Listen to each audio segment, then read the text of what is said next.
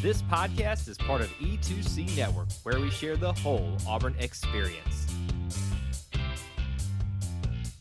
David Housel described it best. We are living the whole of the Auburn experience. You can quantify it and you can qualify it through a variety of methods, times, places, people, things, and experiences. But at its heart and at its core, it is all about Auburn sports, all about the Auburn culture, and all about our Auburn family. Because it is about family, some members of that family have to be here. I'm your host, Kyle. Alongside me, as always, my good friend and yours, Mr. Austin Scott. Welcome back, sir. Thank you, sir. War Eagle Kyle, War Eagle to our listeners and viewers. Happy to be here. Happy Easter to you, Kyle. Happy Easter to all those listening. It is a glorious day, and we're glad to spend it with you. He is risen. Amen. He is risen indeed. There we go. I was hoping we were going to get that going down there. We did it. We still got some Southern Baptists out here. We got to work that. You know what? This is not Auburn related at all. Is that Southern Baptist? Because I had a debate with someone today if that's Southern Baptist or not. I really don't know. Growing up, it was not as prominent where I went to church. It was a thing, and it was a thing in my family. I am now and have since because I moved from where I grew up, and I am now a member of my own church. And it is definitely more Southern Baptist, and it is way more of a thing. So I think I attribute it to that, because I have different perspectives of it and different lifestyles, but I don't know. I have no idea, to be honest with you, the repeating of it. We just thought we'd throw that in there for you all, just a little bit of, we know a lot of you share the same beliefs there, and it's just an interesting thing that I picked up on this year. So since you brought it up, I had to cover it at least. Let's start off the show though, with our Auburn topics of Auburn potpourri. A lot to discuss as always here. And we're probably not going to get to every single thing that we could and should discuss. I'd struggle with what to start with this week, because there's some really good stuff in it, but there's also some bad. Let's spread it out a little bit. This is kind of almost an intro to one of our bigger topics in the show, but we got to talk about it in and of itself. Obviously, the season is over for Auburn men's basketball, which means changes, new. You're technically beginning a new season, even though it is still postseason / moving into preseason. Things will begin to happen. Yeah. And as you can hear in Austin's voice, he's a little disappointed, as Katie Johnson has announced that he will, and has confirmed on social media at this point, not even just a report, is confirmed by him that he is entering the transfer portal and will no longer, as we know of this moment, be an Auburn Tiger. So we have to operate off of what we know right now. Your initial reactions and thoughts about that news, even though it's a few days old at this point. What you feeling? What are you feeling, man? Well, let's just try another little repetition exercise. Okay. He's a little psycho. But he's our little psycho. And well, no longer. We will share him with someone else. I think it's one of those things where it's a surprising development that hasn't happened before now. I think we talked all year about how this team was very willing to share minutes and willing to contribute when their number was called. Katie is someone who can play more minutes somewhere else. And I think that's kind of where after a meeting with coaches, and they decided that would be best, and that's be best for him and in his last year of eligibility. So we love Katie. We all love Katie. He has had his moments as an Auburn Tiger, and he has provided plenty of exciting, thrilling moments on the court, as well as plenty of memes for forever. And I wish him the best. I really hate that he will not, or he will play for someone else. I desperately hope he does not play against Auburn somewhere else. But he's going to do great. I love that Bruce Pearl said that he wants to come back and finish his degree at Auburn one day. I love that. I think that shows what Auburn means to him. And Katie has meant a lot to Auburn basketball and Auburn University. So I wish him well. It is a sad moment for Auburn, just in that he has become ingrained in that Auburn family and the Auburn experience. But he'll do great. And I know wherever he ends up, he will have Auburn fans cheering him on. As long as he doesn't play us one day. Yeah, that's what we're wishing for. I very much am trying to move this into like a well-known thing, the Bo Nix decision. Like, if you're gonna leave if you can as a graduate, or plans to come back and graduate, and go far away, like as far as possible. Like the fact that you have a higher chance of seeing Katie again because it's so many teams get into the tournament. Correct. And you can't help that. But if he wants to go to Oregon, let him go to Oregon. That's kind of my take on this. Let's give each other some space to grow individually. And when I summarize my thoughts about Katie, is very similar to yours. I was very disappointed, even though I knew this announcement was probably coming. If you just followed this team enough, how everybody makes decisions these days in the transfer portal for their futures, it makes a lot of sense for Katie. And I wish it didn't have to be that way, but apparently that's just how it's going to go down. And Bruce has said as much. And I think outside of maybe just certain few fans who don't know how to rationalize things, I think all parties involved know that this is for the best for all parties outside of missing each other. Like this is not something we want to have happen, but for each team to grow beyond party to grow beyond each other, I think that's probably the decision that needs to happen. So our little psycho, we are going to miss you very, very much, but we will follow you. That's right. Very, very closely and see what other shenanigans you get yourself into and hopefully frustrate so many other teams. Also in our potpourri that we want to talk about, let's discuss something good. Folks, if you ever need something reliable, let me point you over to a giant facility off of Wire Road across from the vet school, where a world-renowned, not just conference, but national equestrian team resides. Yet again, your Auburn equestrian team for the 6th year in a row is SEC conference champions and tournament champions. It gets confusing because in basketball you can be a conference champion because of regular seasons, and you can be a tournament. I think it's just one here. Yeah, if I'm not mistaken. I don't think there's a regular season. Not as I understand it. Yeah, but wow, Austin, 6 not national. Well, it kind of feels that way in some ways in the SEC competition, but 6 SEC titles in a row. That's incredible. It is. And it really, when you look at big picture of the program and see that, the greatest coach in equestrian world retires, and then, you have a change in leadership, and then you're still able to go after another SEC tournament championship. That's big. And that shows stability and shows what this program is really built on in order to sustain that success. So that's really great news. Really exciting. This team is looking to get back in for a national championship. And so I think that they have the power to do it, the horsepower, you might say. And you did not make that joke. You did not make that joke. And we'll see how far it goes. But really exciting news. And hey, Toomer's Corner got rolled for it, which rightfully so. And so we'll see. He's still shaking his head. I thought it was great. I mean, that was my head's hurting after off the top of my head. Just. You didn't plan that at all? No, I said power, and I went, oh, yeah. his dad brain went into mine. Yeah, I got one. I got a good one right here. Well, I guess I need to congratulate you for that. Thank you. I'm still kind of like gagging in my mouth a little bit. So, yes, congratulations to the team, and we are continue to be proud of that program, even during a year technically of transition. Also in potpourri, let's talk about another not so great thing in terms of what it means for the program. And I know this is a topic that's very controversial in the sense that there are people who will find themselves on both sides of the fence here. But the news that Mickey Dean, head softball coach, announced he will be stepping down at the conclusion of this season, not now, as things stand and all that stuff. If you look at the program, it's had some very strong moments under him. It's also had some very frustrating moments under him as well. And I think that's a fair assessment to make on that. It's definitely felt like maybe we haven't been able to take that step forward, although I will say that the recruiting has stayed relatively very good with them. So it's not that the program's not being fed with the right talent and stuff like that. In the transfer portal area, it can get crazy. This is a very nuanced topic that I think some people can't get out of their emotional states to really discuss. Well, here's what we want to take away. Coach Mickey Dean will be stepping down at the end of the year, and we're excited to see him finish out his year, hopefully strong.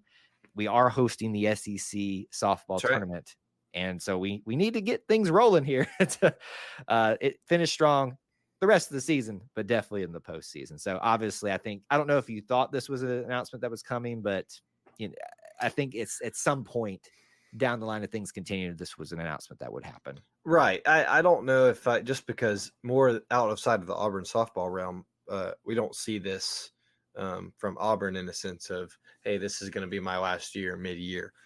So I think that in a way it was surprising to me that it was announced the way it was.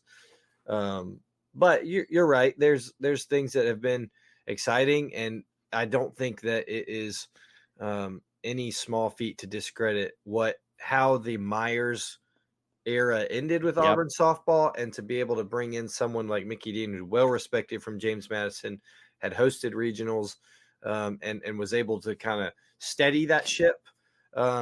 But with COVID on top of that. With COVID, great point. But in a sense, I also get the frustration of some where we had that taste of greatness with the softball program and getting to Oklahoma City and being so close to a championship that we weren't able to do that again under Mickey Dean so far.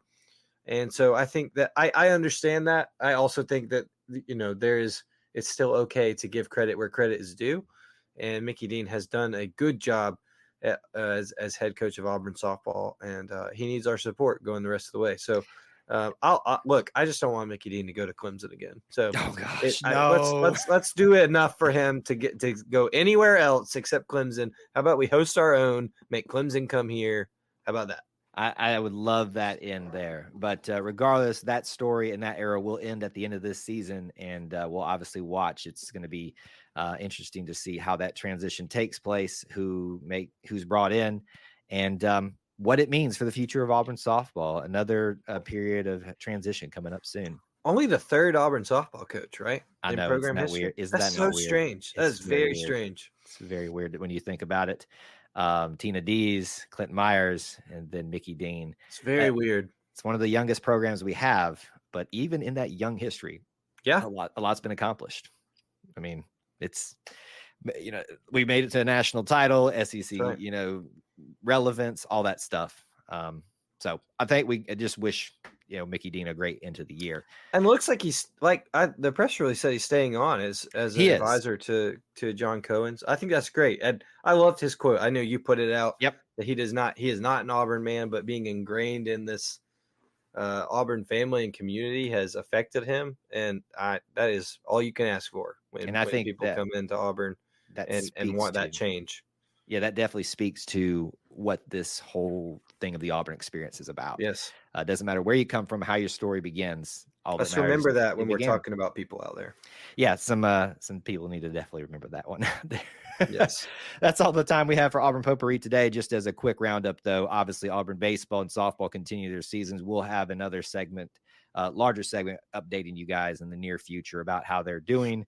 We definitely haven't forgotten about them. We still love talking about the Diamond Sports. But coming up for you, two major topics. We got A-Day just around the corner, A-Day weekend. We're going to preview the whole thing for you. And then we're going to do a review of the Auburn men's basketball season. But first, we have got to talk about our friends at Magic Mind. You've heard me talk about them a lot. And when we talk about them, we definitely talk about energy. We talk about focus. Where do you get the energy and focus, especially if you're an Auburn fan, as you've learned this week?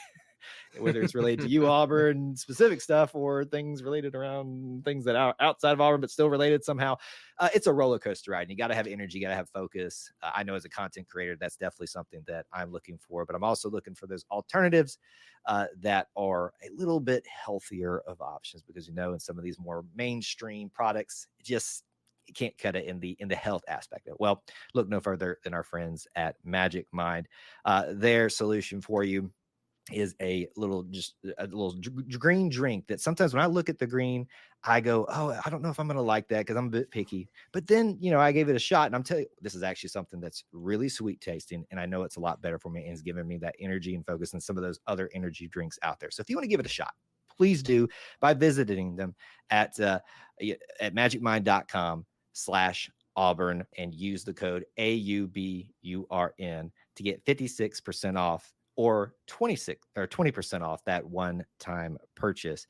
Again, you want to visit them at magicmind.com/Auburn to use the code Auburn, AUBURN, for that 56% off that subscription or 20% off that one-time purchase. We are talking about my absolute favorite time of the year. Oh, wow. Not football season. Well, I that's probably a little hyperbole. I love football season. I love March Madness. Those are probably my two biggies. But when I talk about what it means to be an Auburn man, an Auburn person, it can't get better when the weather works out, but also when you do it the right way. Having not just a day, the A-Day football game, the A-Day game, but A-Day weekend. And that is what we're going to talk about, is what's all going to happen and what you can get involved with. And of course, we're going to talk about the A-Day game as well. Now, Austin won't be there. I'm going to call him out on the show. I will not. But he does love this weekend, I know, because he echoes those same sentiments around what. And lots of visitors come to pay taxes and sales tax in the That's area. what it is about for you. Let's not even just mince words here. That's what it's about for you. Pay my taxes and help us out. And not that Auburn's hurting in any way, because it's a beautiful little place and everybody wants to move there. Everybody. Trust me on that one. 8-day weekend. Obviously, this is a very family-oriented, almost, would you say, homecoming-esque type of feel to this when you treat it the right way? Yeah, I would say that. I think it's gotten that kind of marketing and promotion around it in years past. And like you said, I hate that it's such a big factor, but I think the weather always plays a pretty strong role in it. But when it's always made sure that there are multiple things to do, multiple avenues and areas of campus that are targeted to go check out, whether it be sporting events or autograph signings or whatnot. So it's always a good weekend. Always gets a big pull. I haven't even checked the weather for this weekend. Are we good? We're looking good. Okay. Right now, we're feeling good. How about this? The fact that the rain chances are low is just an improvement in and of itself. Amen. Because if you remember last weekend, not only was it frustrating just because you're there mainly for a football game. Yeah. That's what the anchor is for this weekend. But there was also Frank Thomas's statue unveiling, which was still great, even despite all the rain. And it held off just long. Well, not even, it was still sprinkling, but for us to have a somewhat reasonable time to go out there and have the unveiling. But this is looking good. What are you looking at? You looking at the weather right now? Give us a full report. We're breaking in for meteorologist Austin Scott with weather report on E2C Network, the Auburn Experience. We're going to go Friday through Sunday. We're talking about the whole weekend. Let's do it. Friday, April 5th, you got a partly cloudy with 0% chance of rain, high of 70 degrees and 43 low. That's love it. A beautiful day. Saturday for the 8-day game, a football game, you got a partly cloudy skies with a high of 73 and low of 46, 0% precipitation.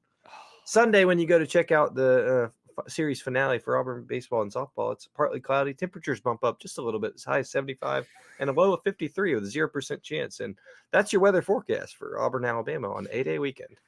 Thank you for that. That was well done. I think I got a future. You might have a future in that. I got to find a new co-host now, apparently. Well, you're going to be looking at your new meteorologist for the Auburn area, Mr. Austin Scott, coming to us from E2C Network radio station. Okay. Anyway, we ran that bit a little bit longer. The rails. We ran that bit longer than we should have there. Let's get back to the topic at hand. What I want to do is give you guys a scope of the full weekend, what you can get involved with, and please keep in mind, this is not the full range of what you can. This is just what Auburn University has put out in terms of their sporting events, which is why we're coming. And we're all coming mainly for that 8-day football game. Sure. But let's give you the full scope here. Let's start with Friday. Softball versus Louisiana Tech. You have men's tennis versus Alabama. Volleyball just got added versus Alabama. That's going to be a spring match of sorts. They're not in season, but it's a spring match. Softball with Georgia Tech as well, and then the nightcap or afternoon cap, because it's 6 p.m. However you want to describe that. Baseball with Tennessee. So there's a lot to like there. I'm going to be honest with you. As much as I'm excited to come to Auburn's campus for spring, Austin, for baseball and softball, I'm going to try really hard to be at this volleyball match, because rare is the day that we get to even take in / enjoy volleyball outside of the fall. So that's what I look at on a Friday for personally, to be honest with you. I don't know how you feel about it. No, I like it. And I like that they're doing that. I don't think that it was coincidence that we're getting this for 8A weekend. I Mhm. think that they're taking advantage of the groups of people there, and so that's exciting. I think that looks really good. Correct me if I'm wrong. This softball weekend is a not a tournament, but a It invitational of sorts. do you call them tournaments? I never can make up my mind about this. An invitational of sorts, I think, is it's you invite. I like to call them showcases. Okay, I like Because that. I think it is a tournament style, but it's weird. You're just well, playing a lot of games in a little amount of time, and right. so which is great for a weekend like this. You get a full day on Friday to get to see Auburn softball in action twice. Yep. And still get to make the Auburn baseball game. So I love that they pack it in on Friday, encourages people to come in on Friday, Hmm. and really spend your whole weekend, not just the Saturday. Yep. And you get a chance to see us hopefully Rec Tech, which Rec is Tech. Rec That's Tech, right. We're gonna baby. get Rec that Tech. parade back. In my perfect conferences, they're still here. I forgot we talked about that recently. So there's at least some way to live that rivalry out, at Right. least through softball. Saturday, the big day, obviously, but not just because of the spring game. Let me give you what you got also in store here. Hit us. Tiger Trail induction ceremony. And we didn't talk about in Oh, potpourri because I didn't want to, we had other things that we wanted to discuss there too. But this is something that I definitely am at least going to try to go get shots of the new plaques and stuff if they're out on time. But I know it's a charge to go to the ceremony. I think it's like $25 and you get breakfast. And so if you have something you're not doing on Saturday morning and you want to get up, come on. You can find there on their website the Tiger Trail induction ceremony do we stuff. know who are the new members of the Tiger Trail? There are 4 of them. I know Casey Cooper for softball is one of them, Oh, how about rightfully that? so. I know she's getting in there quick. I should know the football one off the top of my head because I saw it and I was like, "Oh, is it Takeo Spikes?" I was like, "How does he not have one No already?" way. Maybe I have that wrong, but I think it was Takeo Spikes. Doing And some research for you. dues, and I think there's a swimming one in there as well, but I know there were 4 if I You're remember right. correctly. And I It have it is up. Taquillo Spikes. I was like, Cl- "How does Takeo not have one yet?" Cliff Ellis, Cliff Ellis, thank you. How did I forget that one? And let me guess. No, Richard Quick already has one. Who's the other? gymnastics. Gymnastics? Gurnastics. I don't know. That's an inside joke with me and my wife. She's watching. It's a little girl. She couldn't say gymnastics, so she called it gurnastics. Anyway, Caitlin uh, Atkinson from Caitlin Auburn Atkins. Gymnastics, the 2016 Yes. SEC Gymnast of the Year. So There you that's go. really cool. I wonder where do new ones get added? Are I we I heard it's by random draw where they and it's on what quadrant because there's like a quadrant effect to it if you really look at it on a map that they go and I guess they would just add them where the next open space is down the how line. about So that? I there didn't you know there go. was such a scientific process behind this. That's the way I understand it to be. That's And we pretty probably cool. it is pretty cool. It's something maybe to go check out, if not the ceremony, but their plaques if it's out and ready for people to see this weekend. If you're part of On to Victory, an autograph session at 10 a.m., alumni football game in Jordan here, 11:05. 8A starts at 1 p.m. Central Time, presented by Golden Flake. Not this podcast, maybe one day. But that's Golden the way. Flake, the proud sponsor of Auburn football. Andy Tuesday Network. We wish. So, we love that. Sponsor us, Golden Flake. Softball twice that day versus Louisiana Tech and Georgia Tech again. You get a double crack at them. Man. And then, of course, baseball versus Tennessee. Let's park At it night? here at night. Nice. We like that. Actually, I know I lied to you. Tennessee is 3:30. I had that backwards there. So right after the game. Right. Ish. Ish, yeah. It depends on how fast the game goes this time. Since there's not going to be rain, it probably won't be less than an hour like it was last time. True. Hopefully, it's more entertaining. Quick thoughts about the 8A game. Obviously, that's what most people are coming into town for. I've said it 1,000 times. I'm just thankful we're actually going to get to watch hopefully a full 8A happen this year because like a real football game. As much as yeah, as much as a spring game can be. What are you most looking forward to, at least coming out of that spring game? I think we're all going to be. I don't want to overhype him. I'm afraid everybody already has. I think we're all going to come away amazed at Cam Coleman. I think this is going to be his kind of first time to shine. We're all going to overanalyze the quarterbacks, I'm sure. But I mean, I think this is it, like you said, it's a good chance for. We've got 2 new coordinators. We've got a plethora of new faces that will be on display and have a chance to make impressions. So I'm interested to see schemes, see what differences in offense Derek Nix brings, what differences in defense DJ Durkin brings, and how we see that play out in A-Day. We never see as much as we want to see because Right. it's a spring game and it's a practice that we are all invited to or pay to attend. And Yeah, so, yeah, that's increasing more and more these days. yes, it is. And so I think it'll be interesting. I'm excited to see Cam Coleman. Truthfully, Yeah. I want to see him in as much action as we're gonna get. So Yeah. I think he has a chance to really be special on Saturday. Yeah, and so for those of you that are wanting to know information about tickets and stuff, they're encouraging you all to buy them online. Just know that if you buy them on the day of, I think there's a little upcharge on that. So they're really trying to get people to buy them in advance. And as always, it's just, at least that I've seen, it's just first come, first serve. Go get your seats. I have a suspicion, even with great weather, you're not going to be fighting to find the seat that you love. But with time, we may get back to those wonderful times we saw post-championship of the lower bowl being filled up. You never know. There might be a bit of a step out. Never know.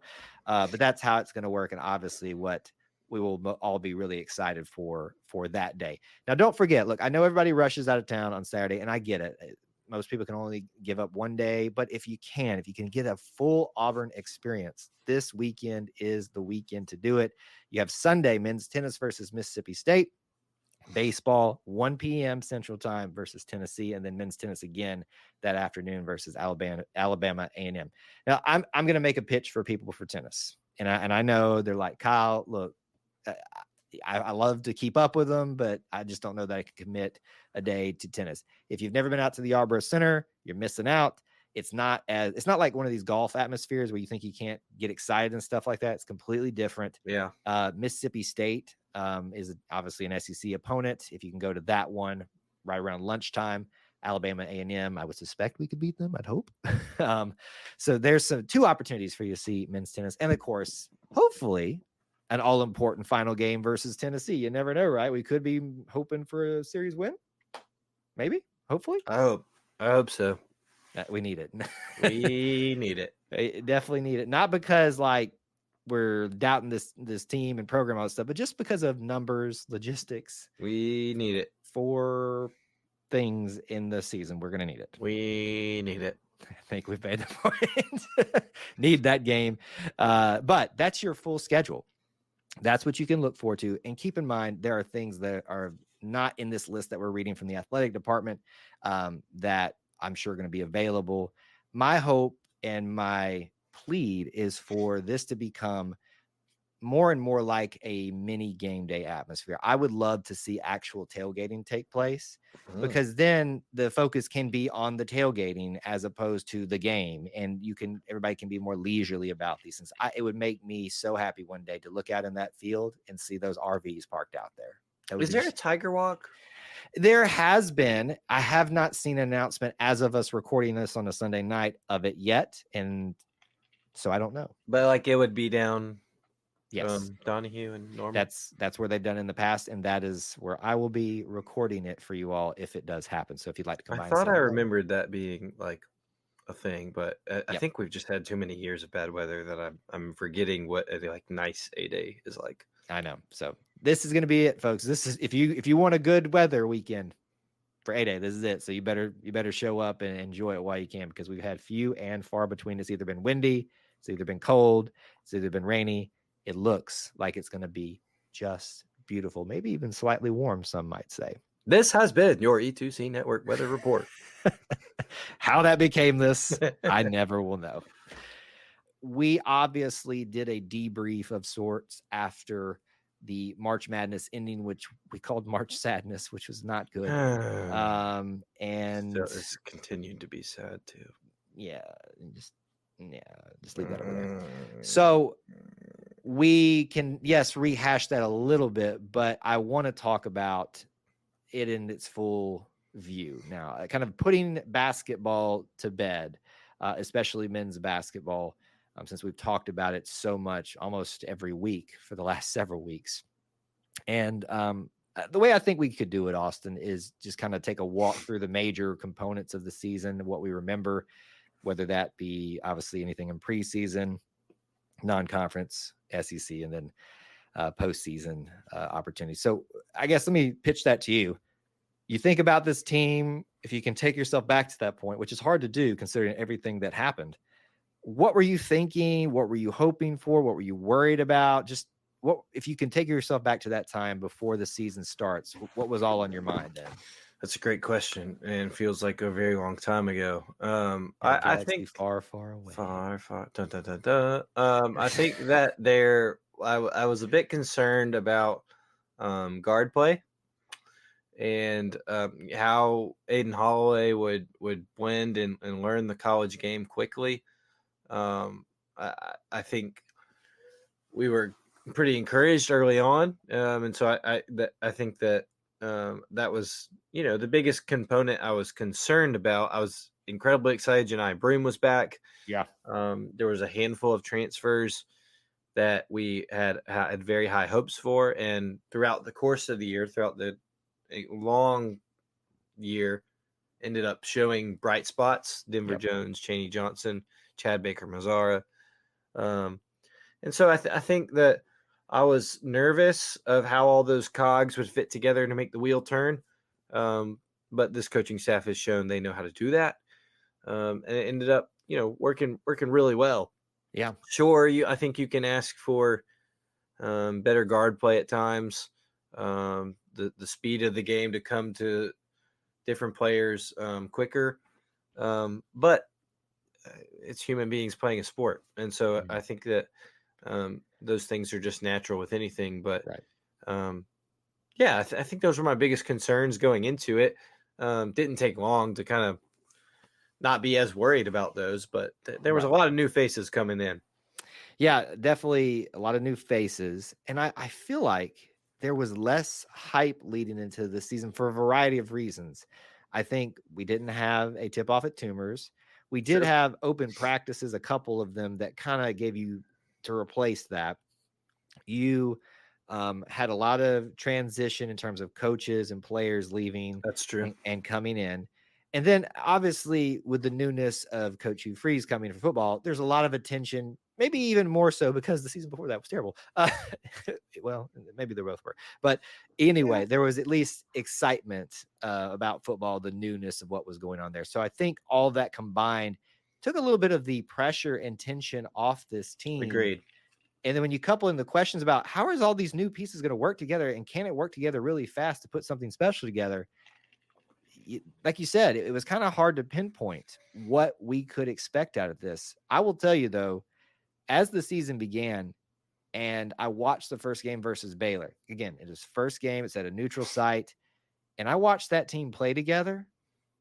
I said, I'm fighting real hard to not get excited about this team. And if you'll go back and watch live stream shows, you'll see me really trying to not only talk to you all, the viewers, the listeners, but myself. Like it was like self-therapy in a sense. Do not do this to yourself.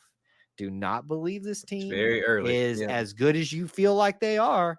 But every time we move to that non-conference play outside of a handful of two situations, Baylor and App State. Am I correct on that, right? That was That's our only right. two. Yeah.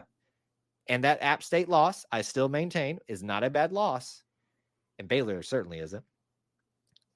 I walked away from non-conference play telling folks this is an Elite 8 team. I know, we now know in hindsight, slow down. But you think back about non-conference. Anything else stuck out to you that as we went through that? No, I think we saw really early on how this team was going to play in terms of minute sharing and how it was going to be a selfless team. Lots of different rotations, lots of different configurements of who's on the court at what time. I think we all knew very early on Janai Broom was going to be every bit of the pro that he looks like he's going to be. We all knew that Trey Donaldson had taken another step forward. Yep. In his point guard play, and Jalen Williams was going to be the Jalen Williams that we knew he has had the potential to be his 5 years. I don't even know. Well, It feels like a bunch. I think it's 5, but it feels like 6. And I would have loved for it to have been a 7th somehow. I think for me, that's what began to make this year clearly it was going to be special. And when you talk about the full view, not how it ended, but the full view was the story of Jalen Williams Mhm. realizing the potential we all saw that was there and becoming this dominant player alongside Janai. I mean, there was a stretch, folks, where Janai was almost taking a back seat to how well Jalen was playing. That's right. And it started in non-conference play. It's just like this light went off. And I think his biggest, not issue, but drawback was maybe not being more aggressive and confident in himself. And when that light went off, we just saw this brilliant player that we all knew was there. And we saw at times. That to me, I think, is probably the biggest story for me personally coming out of non-conference play. Yeah.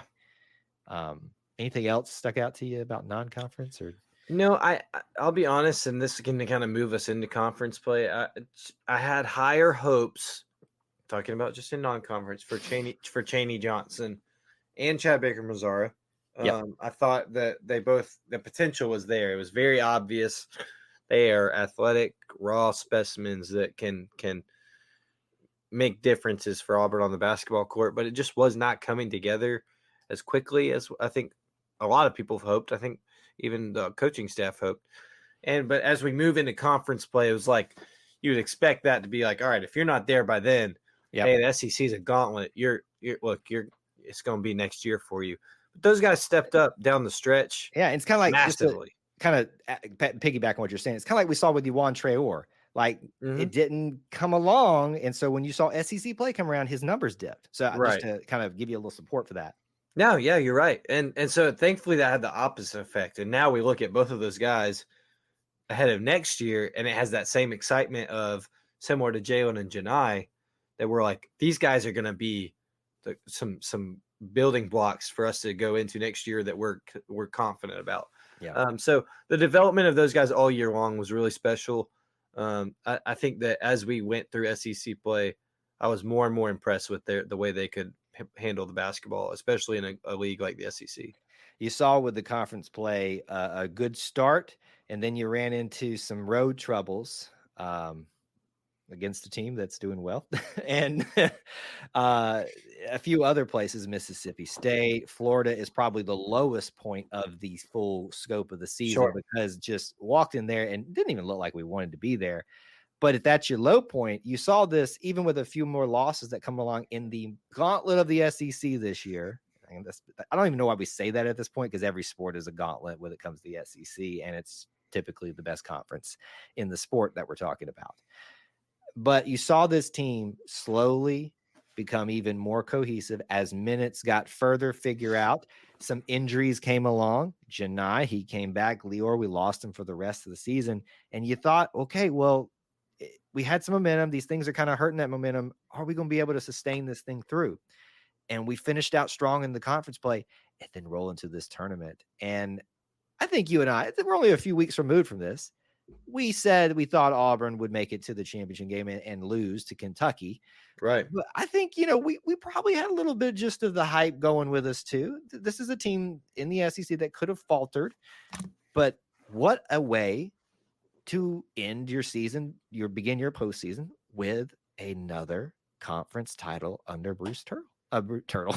Bruce Turtle. That one's clip that one right there. Bruce. Me. That's definitely an awkward turtle right now. Bruce Pearl winning a conference tournament title. That was just, God, that was so sweet. Auburn North showed up, and it was an incredible 4 days, or no, 3 days. Yes, 3 days. 3 days for Auburn. Right, played well, and ended up cutting down nets in Nashville. And so nothing to be, I know we all know what happened after. I know we all know what has happened. What are you talking about? The season ended right there. Season ended there. Nothing's happening anymore. We all dreamed it. But it's good. It's not a feat that needs to be diminished. And I know there's going to be people, I'm sure, that find this replay and they're like, oh, there they go. Little brother syndrome. But look, like, that is a banner that will hang in Neville Arena, and rightfully so should, because this team won a championship and they played like it. Yeah. And it was an incredible showing. That I think that Florida game was one that I was like, I got to see in person, and it was one where I was like, this team plays well together and loves to play with each other. It was kind of the culmination of how the season had gone. So Right. I'm really, really glad and proud that this team did get to cut down nets, no matter where it was, but that claimed SEC championship. Yeah, very special way to reward this team for what they became this season. And even with the way it ended, I know that leaves a very sour taste in our mouths, but it should not be forgotten how special and how good this basketball team actually was at their best. And I will say this, and I know this is a bit of a step out here. I would probably have this team up against our Final Four team for the win. Hot take. I know. I know. I don't know. I hear you. Both won an that. SEC tournament championship. They did. And one team was more consistent throughout the year than the other. And we had a dominant big man alongside a dominant power forward with the weakest part, as people have already said ad nauseum, was the guard play. I'm telling you, this team. I don't know, Kyle. You clip that, I will fight you on this. I've waited all season to say this. No. The Final Four team would get beat by this team. Oh, you are saying that out loud? I'm saying it out loud right now. That's how much I love this basketball team this year. How dare you? I love that. I'm not going that far. That is Kyle Loomis all and only by himself. I will go to bat for Jared Harper every day of my life.